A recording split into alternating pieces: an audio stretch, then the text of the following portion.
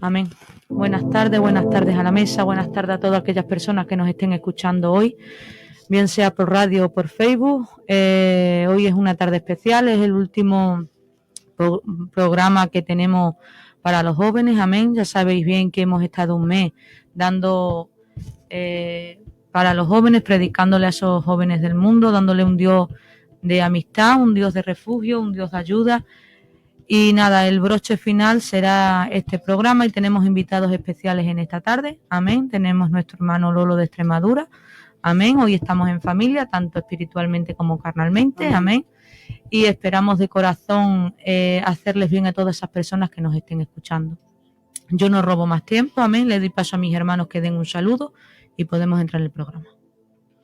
Bien, buenas tardes también. Buenas tardes a la mesa, buenas tardes al técnico. Y nada, decirles de que lo que ha dicho mi hermana, pues es el último programa que estamos haciendo de Jóvenes para Cristo y lo hemos querido hacer un poco más especial, trayendo al hermano Lolo, trayendo al Coro Rosa. Y nada, queremos que os haga bien, queremos llegar a vuestras vidas, queremos deciros de que el Joven para Cristo pues gana muchísimo. Y nada, hemos traído, pues como bien veis, al hermano Lolo y esperamos de haceros bien, amén. Así que nada, que Dios os bendiga.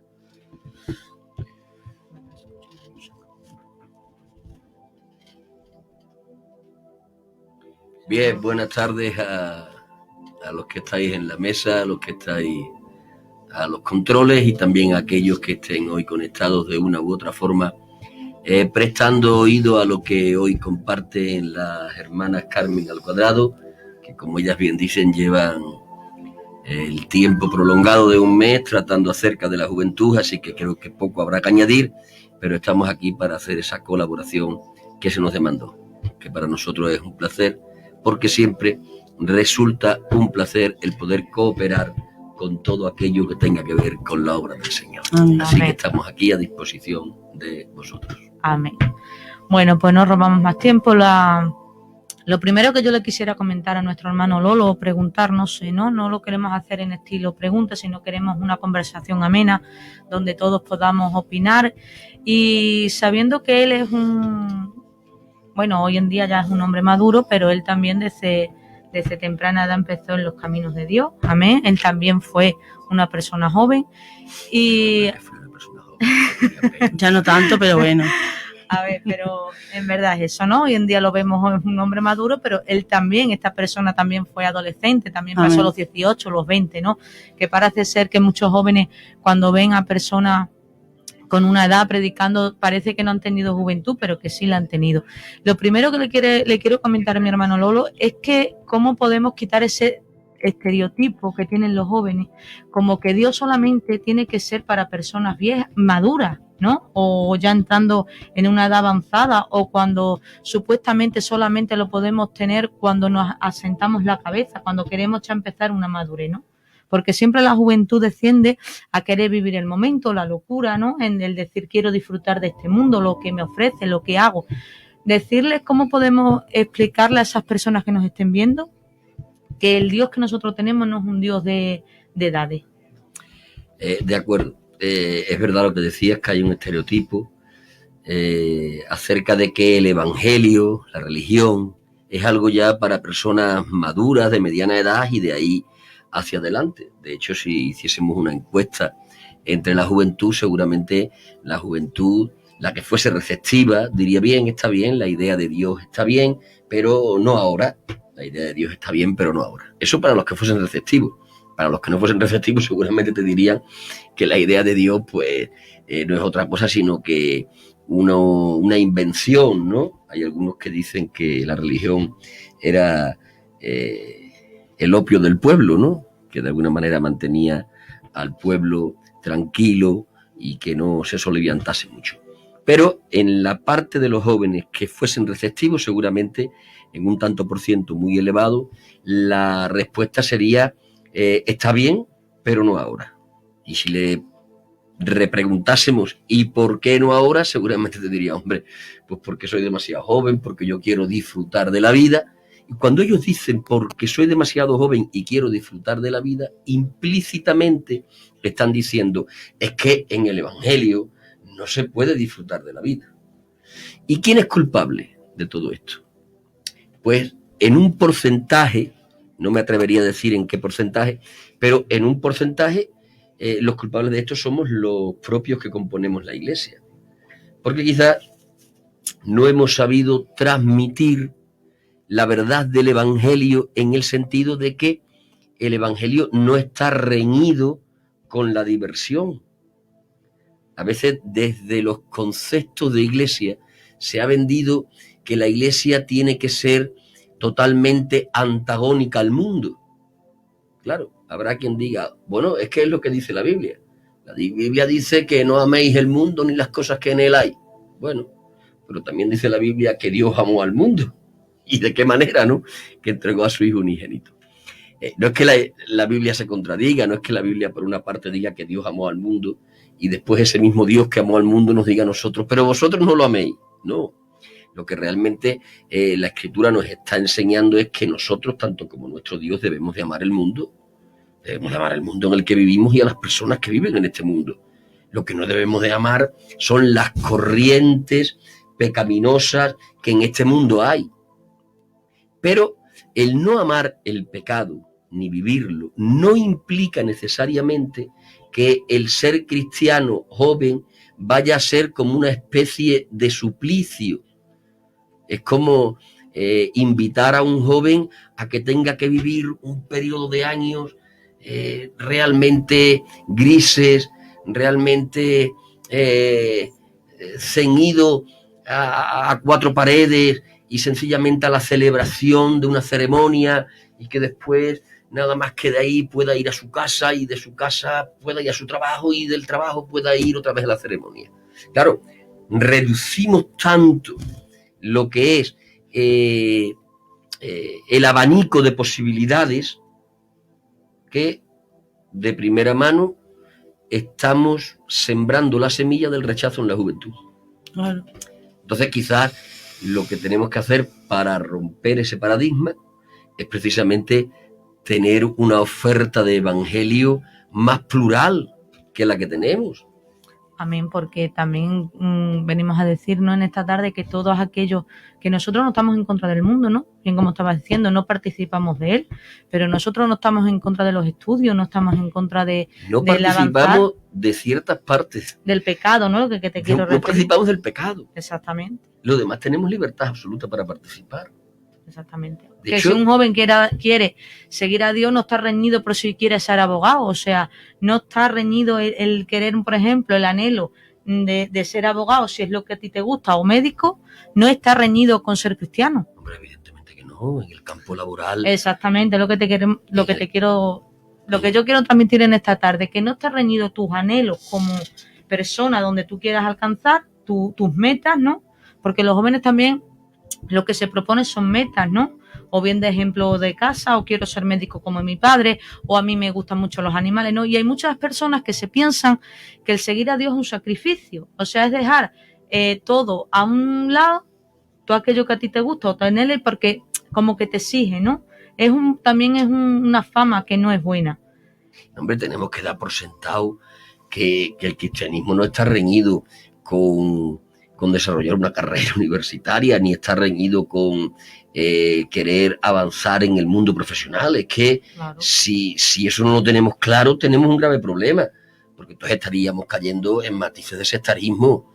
O sea, si nosotros asociamos, yo ya no estaba hablando tanto de esto, porque para mí esto es un nivel en el que nosotros no debemos de estar ni por asomo. O sea, si nosotros ligamos el cristianismo a tener que estar supeditado a ciertas profesiones y otras no, entonces tenemos un grave problema, porque estaríamos rayando el sectarismo. Pero es verdad que de años atrás, es verdad que hoy en día un poquito se ha abierto más, pero es verdad que años atrás decíamos, ay no, por dedicar más tiempo a Dios, este trabajo no me compensa. Eso ya, sí es verdad. El problema es que el trabajo no es una invención humana. Claro. El trabajo es una invención divina. O sea, el trabajo lo inventa el Señor.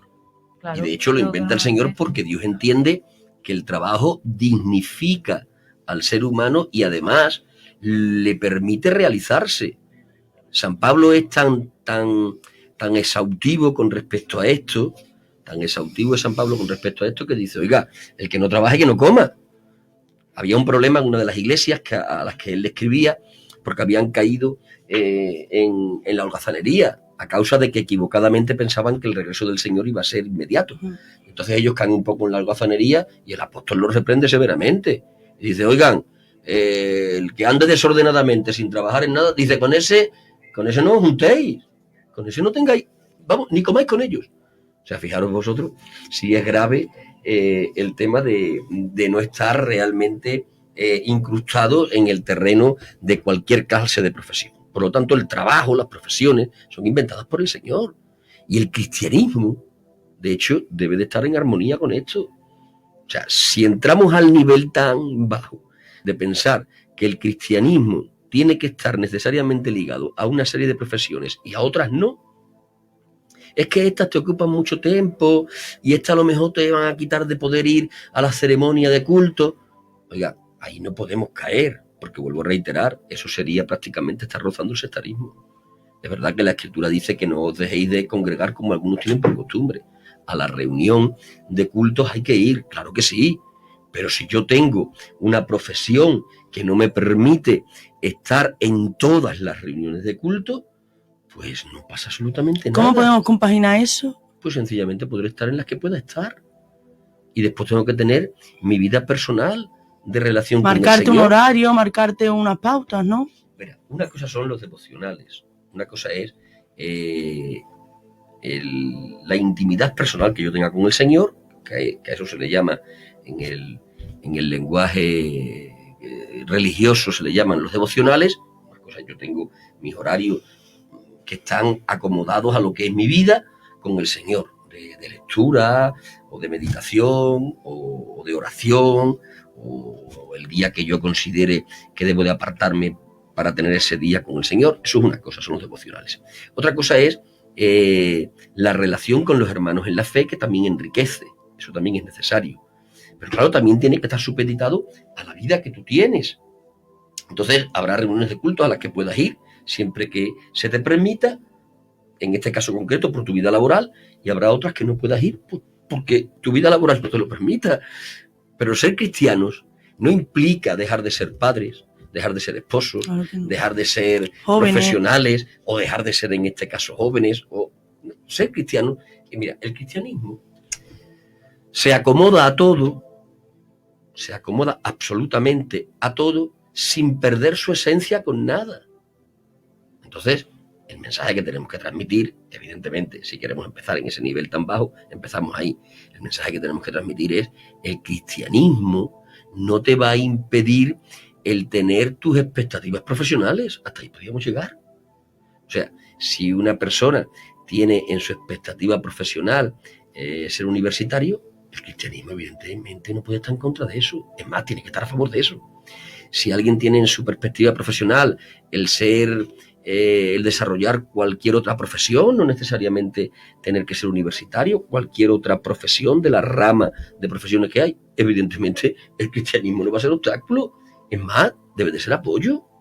Es que yo creo que los jóvenes que desarrollan en el estudio, ¿no?, algo que les guste, yo creo que es un don, puesto por Dios, en el cual Dios va a trabajar por medio de esa plataforma, ¿no lo crees tú así? Bueno, puede ser o no puede ser, ¿no? Yo puedo elegir una profesión que puede estar relacionada con lo que Dios tenga para mi vida, o puede ser que no, ¿no? Todo el mundo tenemos un don, ¿no? Sí, pero, ¿verdad?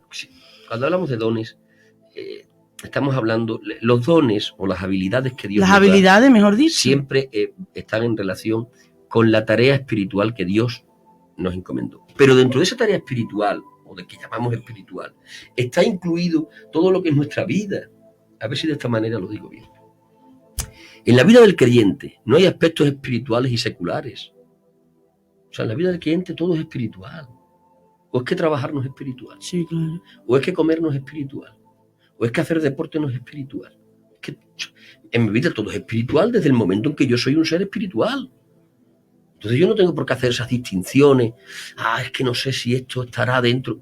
Mire usted, en el pack va todo. O sea, cuando Dios, nosotros desde la fe decimos que la vida surge porque Dios quiere que surja. Es decir, nosotros en la fe decimos que la vida, una criatura no se gesta en el vientre de una madre sencillamente por la voluntad del padre y la madre, de querer ser papás, no. Decimos que Dios está implicado en esa operación. De hecho, decimos que no habrá ningún niño gestado en el vientre de ninguna madre si previamente Dios no ha estado impartiendo esa vida. Entonces, desde el momento que Dios imparte una vida, nosotros por la fe decimos que no solo Dios ha permitido que una vida fluya, sino que ya ha marcado lo que es un proyecto para esa vida. Y en ese proyecto está todo. Mira, está el aspecto físico incluso, está el aspecto anímico, está el aspecto espiritual, están las labores que va a hacer para poder tener su manutención, está todo incluido.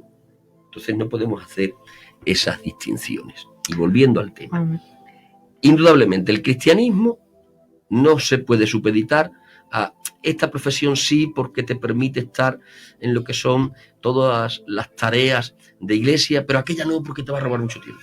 El cristianismo no puede caer en eso. ¿De acuerdo? Y los jóvenes de hoy en día menos. No, el cristianismo no puede caer en eso. El cristianismo debe ser promoción de que la gente se realice en lo que son los aspectos laborales. Punto. De hecho, también digo que desde una perspectiva de poder compartir el mensaje del Evangelio, la mejor plataforma que hay son los distintos estamentos laborales. Tú imagínate que todos los cristianos son albañiles. Imagínate, todos los cristianos del mundo decimos lo mejor para ser cristianos es ser albañil. Y nos vamos todos a ser albañiles. ¿Y ahora cómo afectamos a la sociedad con el mensaje cristiano? Si todos los que estamos en la obra somos cristianos, ¿qué nos vamos a predicar entre nosotros? Es absurdo. Si nosotros ya tenemos el mensaje.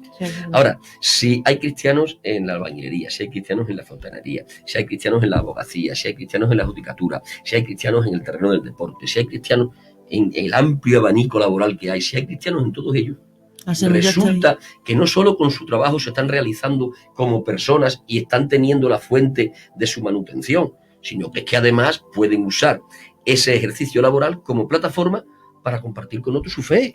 Amén. La fe cristiana se comparte a través de la relación. Claro. Tiene que haber una relación para que se pueda compartir. Entonces, abre esa puerta.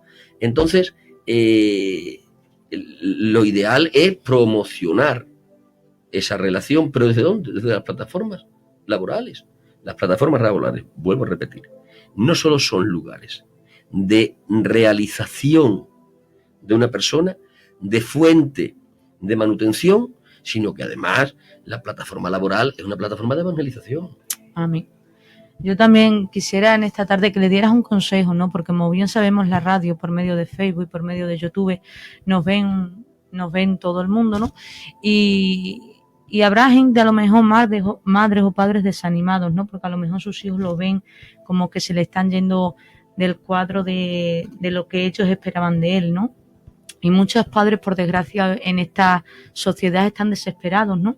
Porque no saben dónde ir a pedir ayuda, porque no pueden con el hijo adolescente, con el hijo rebelde, con el hijo que no les hace caso.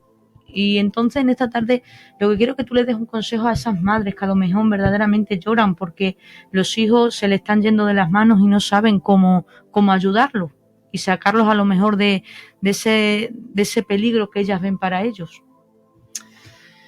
Bueno, el consejo que se le puede dar a un padre y una madre, si un hijo, entiendo que cuando decimos que se le están yendo de las manos, entiendo que están llevando una forma de vida que tiene adicciones, ¿no?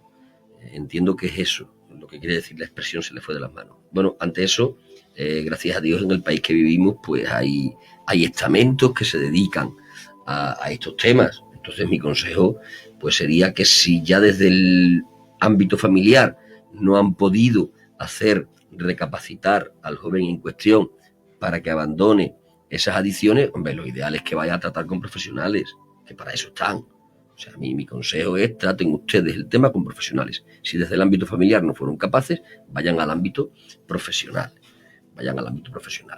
Evidentemente luego desde la fe les tendría que decir, oigan, Jesucristo va a ser realmente una solución. No quiero decir con esto que el mensaje cristiano sea exclusivamente una solución para los problemas temporales de la vida, porque realmente si limitamos el mensaje cristiano a el Cristo que predicamos es el Cristo del alcohólico, o es el Cristo del drogadicto, o es el Cristo del ludópata, o es el Cristo del que está enganchado a cualquier otra adicción. Si predicamos eso, estamos predicando un Cristo muy menor, ¿de acuerdo? Eso no es lo esencial. Lo esencial del cristianismo es que te trae un mensaje de esperanza en el que te dice que hay una vida después de esta vida. O sea, el mensaje cristiano esencialmente lo que te dice es que esta vida temporal a la que tantísimo valor le damos, porque realmente lo tiene, no es toda la vida. Es decir, la vida trasciende a la tumba. Eso es lo que dice el mensaje cristiano. La vida trasciende a la tumba. El que muere es el cuerpo. De hecho, el cristianismo concibe la muerte no como una cesación, no como una destrucción. El cristianismo concibe la muerte como una separación. De hecho, la palabra muerte, etimológicamente hablando, no significa ni cesación ni destrucción, significa separación. El cristianismo entiende la muerte como la separación entre lo etéreo e invisible, que es el alma y el espíritu, de lo físico y visible, que es el cuerpo, ¿no? Pero la vida trasciende a la tumba, sigue existiendo. Ese es el mensaje principal cristiano. Después, como consecuencia, también decimos que cuando Cristo viene al corazón, es verdad que te liberta de todo. Uno de los mensajes más espectaculares de Jesucristo fue que Él era capaz de libertar de todo yugo de esclavitud que tuviésemos, ¿no? Entonces eso, pues, de acuerdo, recibir el cristianismo implica el poder romper con adicciones que nos esclavizan, sí. ¿Se le puede decir eso a las madres que tienen preocupación? Evidentemente sí. Yo desde luego se lo diría. Yo le diría, oiga, si Cristo anida en el corazón de su hijo, yo le garantizo por experiencia propia, por lo que he visto en otros, que le va a libertar de eso. Pero por encima de todo eso es que le va a dar la esperanza de la vida eterna. Pero además de esa perspectiva netamente espiritual y cristiana, yo le diría, vayan ustedes a los profesionales y traten con los profesionales. Bien, también pregúntate una cosita, dale también esa pequeña teoría cuando tú fuiste joven, ¿no? El impacto que Dios tuvo en ti, lo que cambió de ti, ¿qué sentiste la verdadera transformación, ¿no? El día a ser el Lolo a ser el encuentro que tuviste con él, un poquito de tu experiencia. Bueno, antes que nada decir que la transformación no es algo instantáneo, la transformación es algo progresivo. Lo que sí es verdad es que hay a lo que podíamos denominar como un encuentro con el Señor, ¿no?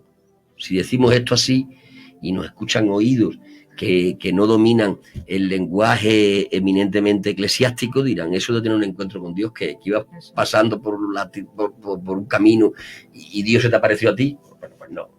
Cuando en la terminología eclesiástica hablamos de un encuentro con el Señor, pues estamos hablando de algo que en otro lenguaje esotérico se podría decir como un encuentro en la tercera fase, ¿no? Bueno, pues algo así. Es verdad que Dios, el Dios que tenemos, es un Dios que se comunica con los seres humanos. Eso es una verdad, lo dice la Biblia. Porque cuando nosotros hablamos de Dios, siempre hablamos del Dios de la Biblia. Y la Biblia dice que Dios puede comunicarse con los seres humanos. Eso lo encontramos desde el libro del Génesis, cuando él hablaba con Adán en el huerto de Edén. Lo vemos paseando con Enoc, dice, y Enoc caminaba con Dios y Dios lo llevó. Lo vemos tratando con su amigo Abraham, al que Dios le llama amigo. Dice que una vez Dios se materializa o es una especie de materialización, teológicamente hablando se llama una teofanía. Pasaba por la tienda de Abraham y le contaba los proyectos que iba a hacer. Encontramos a Dios hablando con Moisés desde una zarza ardiendo. Encontramos a Dios dando una revelación a Juan en Apocalipsis. Es decir, la Biblia fehacientemente y de forma amplia enseña que Dios puede comunicarse personalmente con los seres humanos. Yo, en términos personales, tuve a eso que en el lenguaje eclesiástico llamamos un encuentro con el Señor. ¿De acuerdo? Que no sé yo si eso tendrá mucho de interesante. Para mí lo tuvo, evidentemente, porque para mí fue un comienzo, ¿no? Fue un encuentro con el Señor que resultó ser un comienzo. Aquello ocurrió en un momento de mi vida. Yo me encontraba fuera de mi casa, de hecho me encontraba fuera de Extremadura, estaba en Cataluña y ahí tuve yo un encuentro con el Señor tuvo un encuentro conmigo. Bueno, a partir de aquel día, de ese encuentro místico que podríamos llamar, en el que yo pude percibir al Señor aún en el área de lo físico, porque es verdad que a Dios se le percibe en el espíritu, se le puede percibir en el alma, pero hay ocasiones en que se le puede percibir incluso en el aspecto físico de la vida. Yo de que tuve aquel encuentro con el Señor, pues aquello fue un impacto, por llamarlo de alguna manera. Ahora, a partir de ese impacto en el que yo decido de recibir al Señor como Salvador, que así es como se dice doctrinalmente, yo recibo al Señor como Salvador porque deposito mi fe en la persona y en la obra de Jesús. A través de ese impacto a partir de ahí luego empieza un progreso, ¿de acuerdo? Un progreso en el que, a medida que nosotros vamos entregando nuestra voluntad al Señor, pues el Señor va creciendo en nosotros. Eso es realmente el desarrollo del cristianismo. Es un menguar de nosotros para un crecer de Él, ¿no? Así lo expresó también Juan, ¿no? El Bautista, ¿no? Es necesario que yo mengue, pero que Él crezca. Esas fueron las expresiones que él usó. Bueno, pues son expresiones que se pueden aplicar al cristianismo. A medida que nosotros vamos menguando, en cuanto a que vamos sujetándonos cada vez más a esa voluntad que Dios tenía para nosotros, pues Dios es como que va creciendo en nosotros. Y es a lo que hablábamos, ¿no? El fin de eso, o la cúspide de eso, ¿cuál es? La transformación. La transformación es la cúspide de la vida cristiana. La palabra transformación la podríamos definir como dejar de ser lo que eres para ser algo completamente distinto a lo que eres. La mejor ilustración para eso es el gusano de seda, ¿no? Que es un gusano que se arrastra, pero de que entra en el caparazón, se transforma en tal manera que de que sale del caparazón no tiene nada que ver con lo que era cuando entró. Cuando entró era un insecto que se arrastraba por la tierra y realmente crea una repulsa, ¿no? O sea, vemos un gusano arrastrándose por los suelos, feísimo, además, arrugado, que lo que te crea es cosa más fea, ¿no? Sin embargo, de que sale de allí, resulta que no se arrastra, sino que vuela. Y además que resulta que ha desarrollado unas especies de alas que le hacen ser una mariposa que estamos de acuerdo, ¿no? Es agradable de ver. Entonces, lo desagradable de ver que se arrastraba pasa a ser lo agradable de ver que volaba. Eso es transformación. Dejar de ser lo que eras para ser algo completamente distinto. Pero eso es un proceso. Eso es un proceso. Entonces, en cuanto al joven, que es con lo que empezabais vosotros el programa, en cuanto al paradigma de llevarle el mensaje del Evangelio al joven que no tiene al Señor, que no ha entrado al Evangelio, que no ha aceptado el mensaje de la cruz. Y claro, llevarle el mensaje al joven desde ese paradigma que hoy hemos marcado y que alguna parte de culpa tenemos la Iglesia, de antemano está creando un rechazo en él. Porque piensan que es aburrido, ¿no? Muy bien, puede ocurrir ese encuentro de impacto con el Señor del que hablábamos. Y cuando eso ocurre, normalmente bien, claro. Todo tira se facilita. ¿De acuerdo? Bueno, tira para adelante o no. Hay muchos que tienen el impacto y después deciden no seguir. Sí, pero por lo menos el primer episodio se facilita. Pero si ese impacto no se da y su aceptación del Evangelio depende de cómo le compartamos el Evangelio, entonces nosotros tendremos que aprender a, voy a usar esta palabra, que no se mal comprenda, tenemos que aprender a vender, entre comillas, el Evangelio, ¿no? Tenemos que tener marketing cristiano, eso no es malo. O sea, tener marketing cristiano no es malo, eso es sabiduría que lo define así la Biblia, ¿no? Entonces tenemos que entender que el contexto en el que tenemos que ubicar nuestro mensaje cristiano no puede ser un contexto sectarista. O sea, nosotros no podemos compartir el Evangelio de antemano diciendo, pero es que el Evangelio no te permite esto y no te permite aquello y no te permite... Es que es muy difícil entonces, imposible. Pero aparte de que es muy difícil, es que no es verdad. Claro. El Evangelio no te impide nada, excepto pecar. Claro. Pero además el Evangelio no te prohíbe nada. Luego ya estará el compromiso que cada uno vaya adquiriendo con el Señor. Y ese es el crecimiento personal e individual. Pero cuando compartimos el Evangelio, ya sea jóvenes o viejos, o gente de mediana edad, pero en este caso estamos hablando de jóvenes, cuando compartamos el Evangelio a los jóvenes, hablemosle de lo que es el Evangelio, que no es otra cosa que las buenas nuevas. El Evangelio es una buena noticia. Una buena noticia que dice que existe un Dios que creó todas las cosas y que la perfección del universo da testimonio de que ese Dios existe, pero que ese Dios decidió hacerse hombre. Y hubo un porqué para hacerse hombre. Y es que el hombre, a causa de su corrupción en el pecado, había perdido la posibilidad de entrar al verdadero mundo eterno que ese Dios tiene preparado. Entonces ese Dios vino a la tierra a hacerse hombre para saldar esa deuda de pecado. Y ahora Dios nos hace una invitación y dice, oigan, yo les invito a que entren a este mundo que yo he preparado. ¿Y cuál es la puerta de acceso? Es sencilla. Sencillamente se tienen que creer que yo, en relación a Jesús, soy Dios hecho carne y que mi muerte en la cruz saldó la deuda de tu pecado. Eso es creer en la persona y en la obra de Jesús. Si ustedes creen eso, entre. Y a partir de ahí entraremos en una vida de desarrollo. Pero dejemos que la gente entre en la vida de desarrollo. Y no se nos ocurra decirle, mire usted, pero es que el evangelio con el deporte... El evangelio y el deporte son amigos. Y quien diga lo contrario se equivoca. Pero ¿cómo no vamos a hacer deporte si este cuerpo dice la palabra del Señor que hay que cuidarlo? Porque es templo del Espíritu Santo. Por lo tanto, la forma de cuidar este cuerpo es haciendo deporte. No podemos restringir. No, pero este deporte sí, pero aquel no. Mire usted, todos los deportes. Ay, pero puede ser boxeador un cristiano. Sí, un cristiano puede ser boxeador. Hombre, pero se pega. Bueno, mire usted, ¿qué hacemos?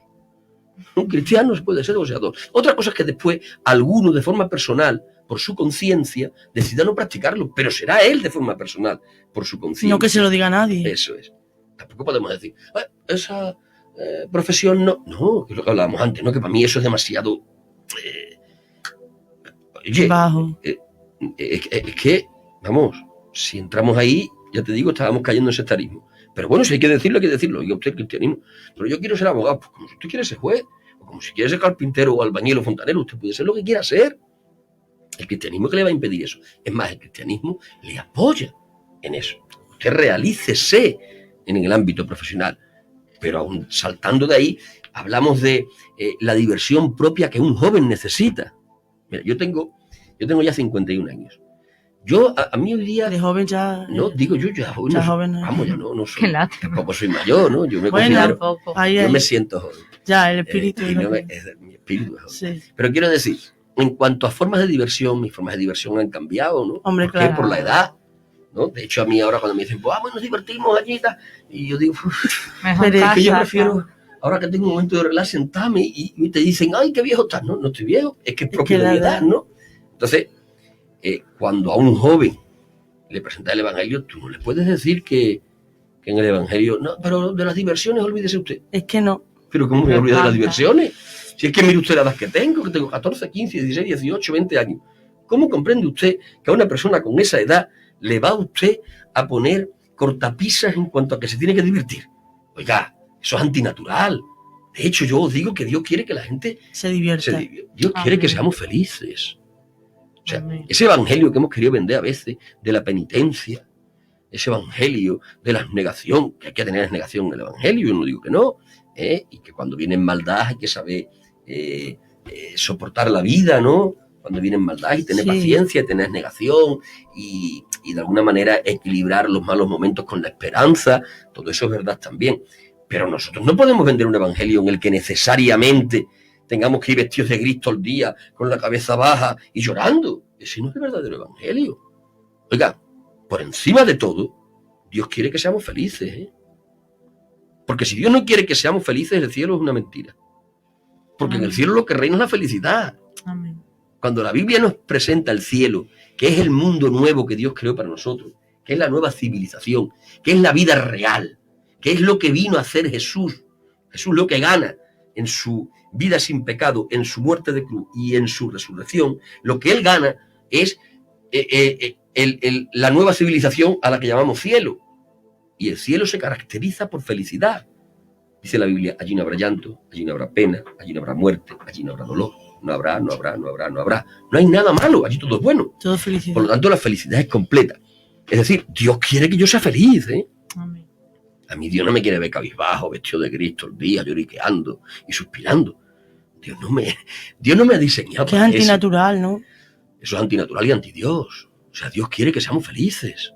Entonces, tenemos que presentar un evangelio tal cual es. Dios vino a morir por usted para que usted sea feliz, sin un atisbo de tristeza. De hecho, el cielo es eso. ¿Por qué nos seduce el cielo? ¿Por lo que hay?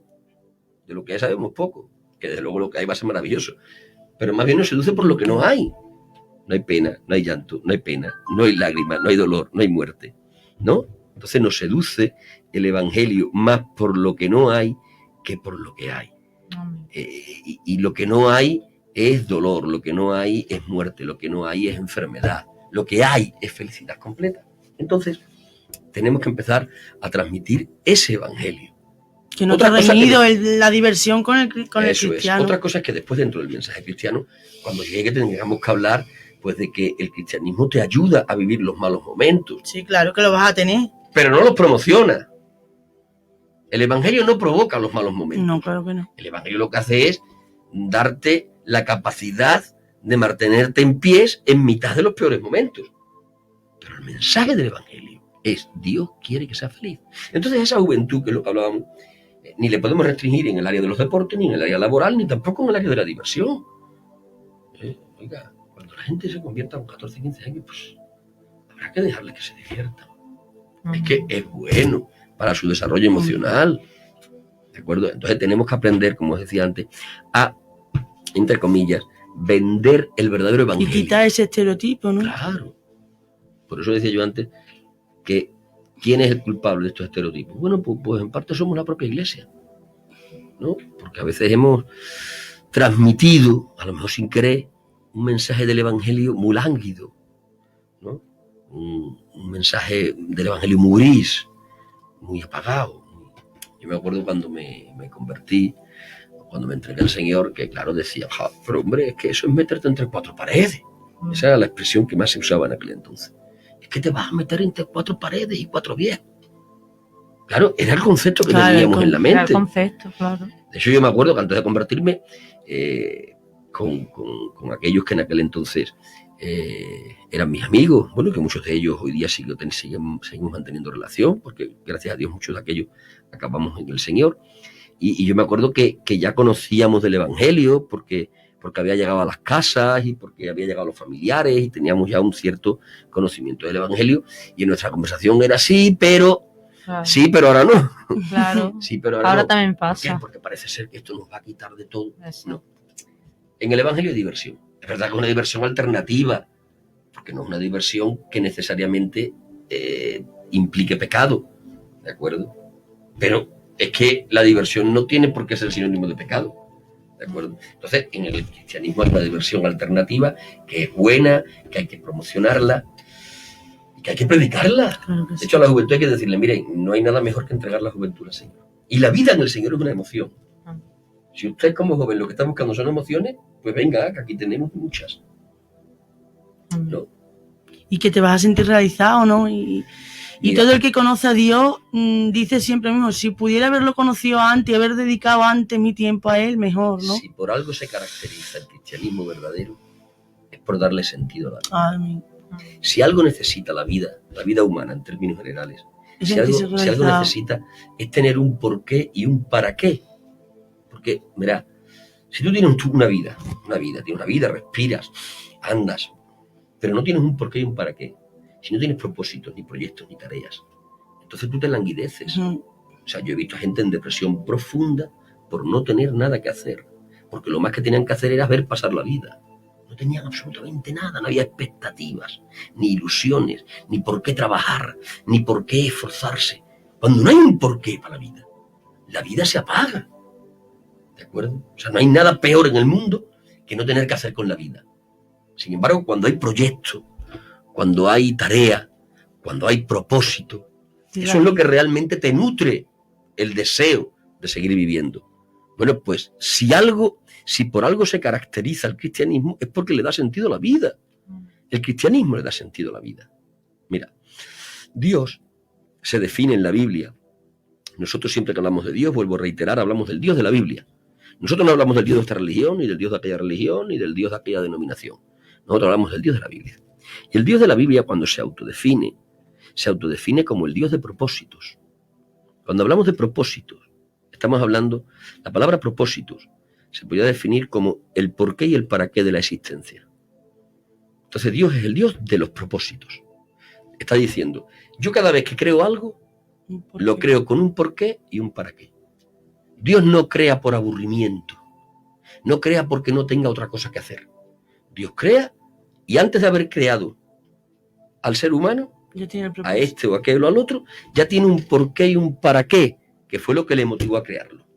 Entonces yo, con mis condiciones espirituales, con mis condiciones anímicas y con mis condiciones físicas, todo esto es un conjunto que Dios acomodó perfectamente al propósito que Él preparó para mí. Y cuando uno ingresa al cristianismo, con más o con menos edad, en este caso si ingresa joven, a medida que va incrementando la comunión con el Señor, va descubriendo el propósito que Dios le preparó. Y entonces él empieza a dar sentido a su vida. Y son sentidos de emociones, al fin y al cabo. Es que lo que realmente es emocionante en la vida es tener propósito. Lo que realmente es emocionante en la vida es esto, es tener propósitos. Amén.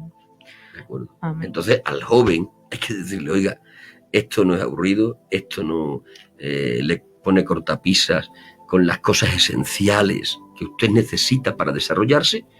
Y en más le decimos, si usted quiere encontrar sentido para su vida, en el cristianismo lo va a encontrar. Amén. Porque el cristianismo le va a apoyar en el ejercicio laboral, en ser padre, en ser esposo, en desarrollar una ilusión, y en el ámbito del proyecto de Dios con usted le va a descubrir además otros caminos que son paralelos a todos esos propósitos, en los que usted se va a poder sentir realizado, le va a poder dar sentido a su vida, va a saber quién es, va a saber de dónde viene, va a saber hacia dónde va y va a conocer el camino. Eso es lo importante. No hay nada más importante que saber quién es uno, de dónde viene, ¿Y a dónde a dónde va y cómo llegar. Y todo eso está en el cristianismo. Amén. Y no lo ha dado Dios, ¿no? De acuerdo. Por desgracia, esta sociedad yo creo que está demasiado oscura, ¿no? Está demasiado cegada por el otro día lo hablábamos, ¿no? Del modernismo, lo que se lleva para entrar en el núcleo de los amigos, ¿no? Se pone muchas veces a los límites. Y todo esto no vemos como que luego hay cosas que te arrastran. Muchas veces muchos jóvenes a lo mejor no piensan como los demás, pero si no participan es como que lo aíslan, ¿no? Lo tratan mal, y etcétera. Entonces, para no quedarte en un lado, bueno, pues yo me integro, ¿no? La juventud tampoco pensamos en la muerte. Nosotros hemos hablado que para los cristianos la muerte es vida, es ganancia, dice la palabra de Dios, que el cristiano para morir es ganancia. Pero ahora tú te vas a predicar a la calle y lo que menos piensa un joven es morir. Pero por desgracia, como también hemos dicho por aquí muchas veces, la muerte no tiene edad. Me puedo morir con 15, me puedo morir con 30 o me puedo morir con 70 años. No sé la hora que me voy a ir. Pero claro, cuando tú ponte en estos momentos, la persona que me esté escuchando, si Dios viniera en este momento por tu alma, ¿tú estarías para irte? Esa es la gran pregunta, porque verdad, mientras que aquí corremos la carrera, lo encontramos, no se encuentra, vale, pero una vez ya que Dios venga, que llegue nuestra hora de partir, si tú le preguntas ahora mismo a cualquier joven, o no sino adolescente, sino personas jóvenes con 20 y tantos años, con 30 y tantos años, ¿tienes las maletas hechas? ¿Estás preparado para irte con él? Pero evidentemente no va a estar, porque en su conocimiento no está eso. Exactamente. O sea, no podemos... No lo piensan. Yo digo, tú decías, el mundo está en tinieblas, el mundo está como está, así que no hay más. Debe de estar así. Si para eso fue creada la iglesia. Amén, para alumbrar. Claro, o sea, Dios dice, vosotros sois luz del mundo, vosotros sois sal de la tierra. El cometido de la iglesia es afectar a la sociedad en la que vive. Una iglesia que no afecta a la sociedad en la que vive no es iglesia, o por lo menos no es iglesia tal cual Dios la concibió. Entonces, claro, el mundo, y ahora ya hablamos en términos bíblicos y en términos más religiosos, ¿no? O en términos bíblicos, será mejor decirlo así. Hablamos en términos más bíblicos. La Biblia enseña que el mundo está cegado en la luz de su entendimiento, está cegado en la luz de su entendimiento por ese sujeto al que llamamos Satanás, ¿no? O sea, ese sujeto, que es un sujeto real, tiene un ministerio que ejercer, y dentro de su ministerio, que es muy variado, hay una parte fundamental del mismo, que es cegar la luz del entendimiento ¿de quién? Del incrédulo. Por lo tanto, el mundo entero está cegado en la luz de su entendimiento. Ahora, ¿cuál es el antídoto para hacer inefectivo ese ministerio satánico? Es la iglesia. La iglesia en su conjunto. No solo intercesión, evangelización, testimonio, obra social. La iglesia. O sea, Satanás ejerce un ministerio. Cegar al mundo en la luz de su entendimiento.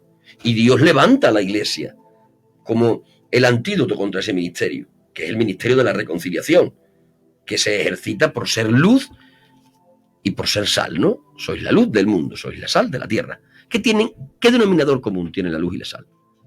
Que tienen repercusión en el medio ambiente en el que viven, ¿no? Cuando la luz aparece, ¿qué desaparece? La oscuridad. La oscuridad.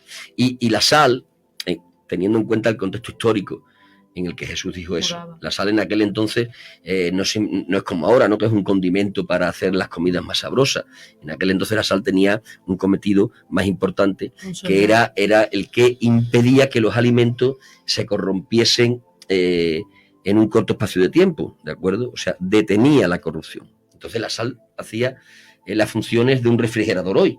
Entonces el Señor estaba diciendo, vosotros sois luz y sal. La luz disipa las tinieblas, la sal frena la corrupción. O sea, tanto la luz disipando tinieblas como la sal frenando la corrupción, lo que tenían era repercusión en el medio ambiente en el que viven.